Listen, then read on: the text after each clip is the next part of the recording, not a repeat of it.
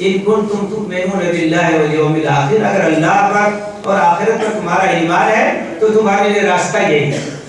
تو آج ضرورت اس بات کی ہے کہ ہم اللہ کی کتاب اور اللہ کے رسول کی سنت کو اپنا مرجع بنائیں، سر چشمہ بنائیں، اس کی طرف پلٹیں، اس سے رہنمائی حاصل کریں، اس سے ہدایت حاصل کریں اور اپنے مسائل کا حل اس کے اندر تلاشیں۔ میں بہت ہی اختصار کے ساتھ اس بات کی کوشش کروں گا کہ اسلام کی چند خصوصیات آپ کے سامنے بیان کروں اور انہی خصوصیات کی روشنی میں اسلام کی جو آئیڈیل تصویر ہے وہ آپ کی نگاہوں کے سامنے آ جائے۔ اسلام کی پہلی خصوصیت یہ ہے کہ یہ ایک ایسا دین ہے جس کو ہم کہہ سکتے ہیں کہ ربانی، اس کے اندر ربانیت، اور ربانیت کے بھی دو پہلو ہیں۔ اس کا ایک پہلو تو یہ ہے کہ اللہ کا نازل کردہ دین ہے، کسی انسان کا بنایا ہوا نہیں ہے، کسی انسان کے دماغ کی ایجاد نہیں ہے، یہ اللہ کا نازل کردہ، اللہ کا پسندیدہ دین ہے۔ ان الدین عند اللہ الاسلام، اللہ کے نزدیک دین اسلام۔ وَمَن يَبْتَغِ غَيْرَ الْإِسْلَامِ دِينًا فَلَن يُقْبَلَ مِنْهُ وَهُوَ فِي الْآخِرَةِ مِنَ الْخَاسِرِينَ۔ اسلام کو چھوڑ کر کے کوئی اگر دوسرا دین اختیار کرے گا تو وہ چیز مقبول نہیں ہوگی اور آخرت میں وہ خسارے میں ہوگا۔ تو یہ اللہ کی طرف سے نازل کردہ دین ہے، اللہ کی کتاب اللہ کی طرف سے نازل ہوئی ہے، یہ کسی انسان کا کلام نہیں ہے، یہ اللہ کا نازل کردہ کلام ہے، وحی الہی۔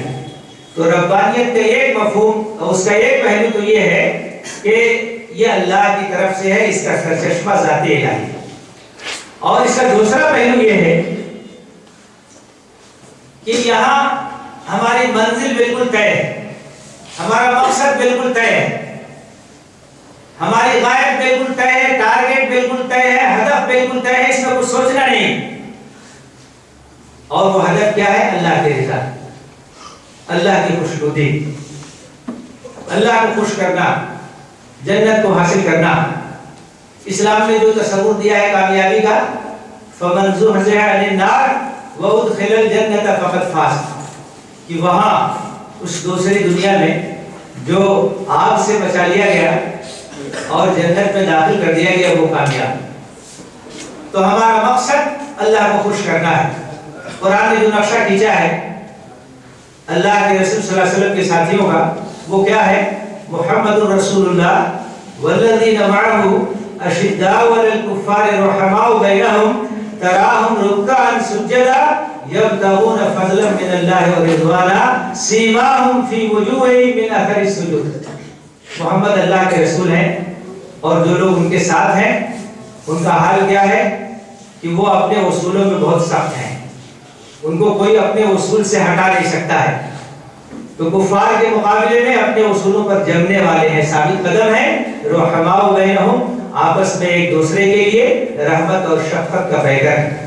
تراہم رکعا سجدا، تم انہیں دیکھو گے رکوع کی حالت میں، سجدے کی حالت میں کیا چاہتے ہیں؟ یبتغون فضلا من اللہ ورضوانا، وہ اللہ کا فضل چاہتے ہیں، اللہ کی خوشنودی چاہتے ہیں۔ سیماہم فی وجوہہم من اثر السجود، اور ان کی نشانی ان کے چہروں پر سجدوں کے آثار کی وجہ سے۔ ایک نورانیت ہے، ایک روحانیت ہے، ایک چمک ہے جو اللہ کی عبادت کی وجہ سے ان کے چہروں پہ نظر آتی ہے۔ تو منزل بھی بالکل طے ہے، مقصد بھی بالکل طے ہے، اللہ کو خوش کرنا ہے۔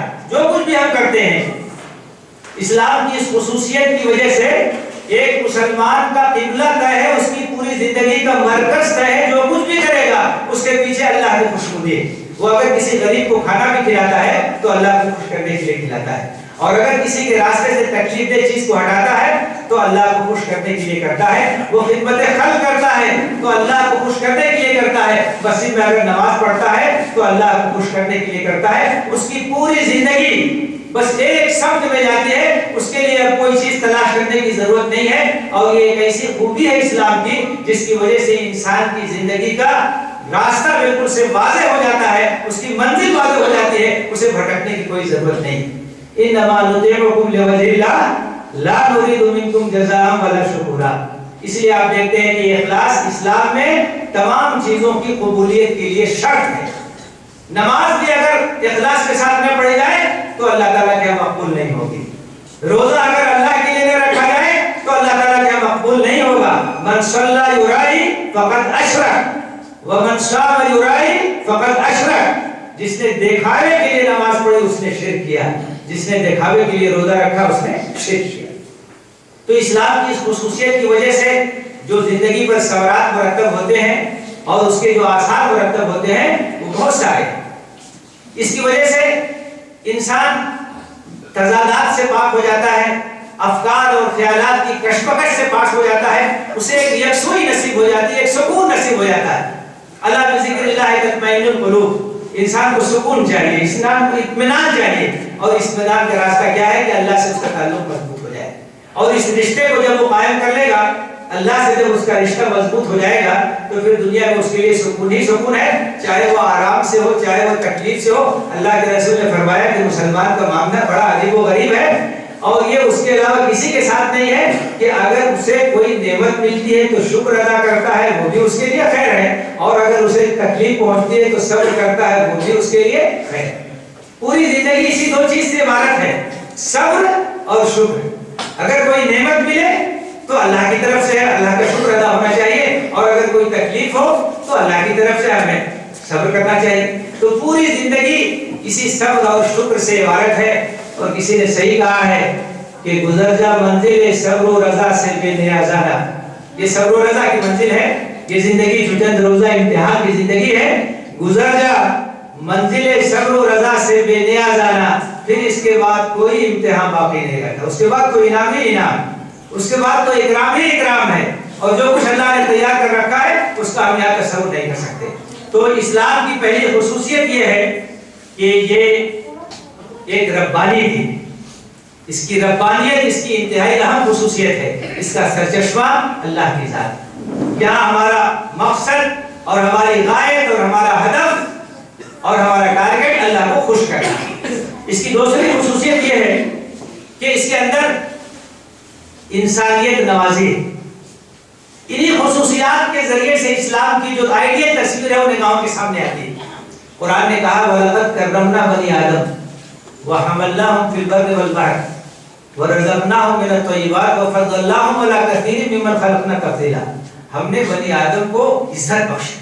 تقریب بنی آدم, انسانیت کو ایک مکرم مخلوق کا درجہ قرار دیا گیا ہے قرآن مجید کہ انسان ایک مکرم مخلوق ہے جسے اللہ تعالیٰ نے بڑے اہتمام کے ساتھ پیدا کیا, بڑے اہتمام کے ساتھ بنایا ہے, اور بڑی ذمہ داریاں اس کے اوپر رکھی ہیں.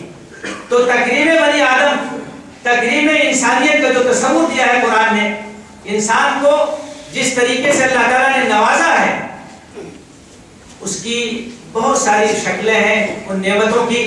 اس میں سے ایک نعمت ہے جسے آپ کہتے ہیں خلافت. قرآن نے اس کا ذکر کیا ہے وَإِذْ قَالَ رَبُّكَ لِلْمَلَائِكَةِ إِنِّي جَاعِلٌ فِي الْأَرْضِ خَلِيفَةً.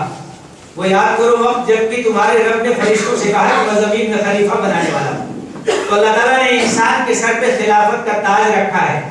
اس دنیا میں انسان کو بسایا ہے اور اس دنیا کو آباد کرنے کی ذمہ داری اس کی قرار دی ہے. اور اسلام نے اس دنیا کو آباد کرنے کی, تعمیر جہاں کی اس حد تک قربانی دی ہے کہ اللہ کے رسول صلی اللہ علیہ وسلم نے فرمایا کہ اگر قیامت قائم ہو رہی ہو اور تمہارے ہاتھ میں کھجور کا ایک پودا ہو اور تم اس کو لگا سکتے ہو تو لگا دو.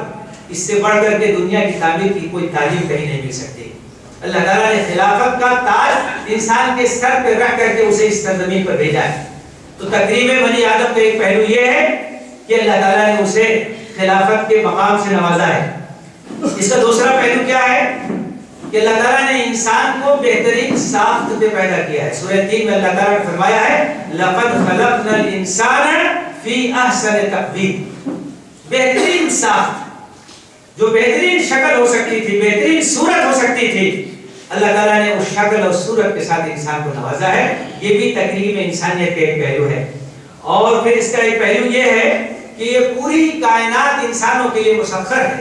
یہ پوری کائنات, زمین آسمان, اس کے درمیان جتنی چیزیں ہیں, یہ تمام چیزیں انسانوں کے لیے مسخر ہیں, انسانوں کی خدمت میں لگا دی گئی ہیں.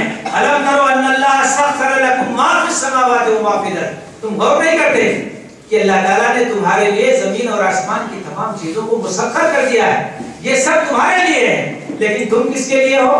الدنیا خلقت لکم وَأَنَّكُمْ خُلِقْتُمْ لِلْآخِرَةِ، دنیا تمہارے لیے پیدا کی گئی ہے اور تم آخرت کے لیے پیدا کیے گئے، تم اللہ کی عبادت کے لیے پیدا کیے گئے۔ تو یہ بھی تکریم انسانیت کا ایک پہلو ہے۔ اور